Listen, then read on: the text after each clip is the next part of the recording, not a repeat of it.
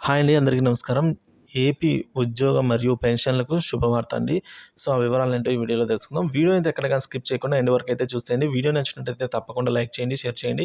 ఇంకా సబ్స్క్రైబ్ అవ్వనట్లయితే మన ఛానల్ వెంటనే సబ్స్క్రైబ్ చేసుకోండి. ఇంకో వివరాల్లోకైతే వెళ్ళిపోదాం.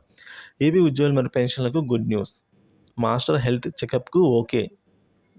ప్రభుత్వ ఉద్యోగులకు మాస్టర్ హెల్త్ చెకప్ ఆమోదం తెలుపుతూ ప్రభుత్వం జీవో నంబర్ 492ను విడుదల చేసిందండి. ఈ జీవో ప్రకారం సంవత్సరానికి ఒకసారి ఉద్యోగి అలాగే వాళ్ళ వైఫ్ అలాగే పెన్షనరు మరియు పెన్షనర్ స్పౌస్ అనగా వైఫ్ ఈ అవకాశాన్ని అయితే వినియోగించుకోవచ్చని అయితే తెలిపింది. అయితే వారి వయసు 40 సంవత్సరాల కంటే ఎక్కువగా ఉండాలి. పైబడిన వారైతే అర్హులు. ఇక పురుషులైతే 26 రకాల సేవలు, మహిళలకు 27 రకాల సేవలైతే వినియోగించుకోవడానికి వెసులుబాటు అయితే ఉంటుందండి.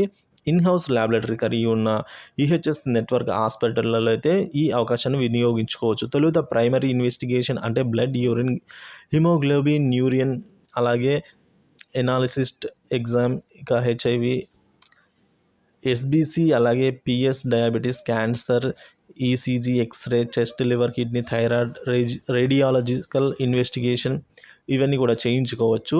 స్పెషల్ డాక్టర్ రికమెండ్ చేయబడిన తర్వాత అవసరమైతే స్త్రీ, పురుషులు రెండో చెకప్ కూడా చేయించుకోవచ్చండి.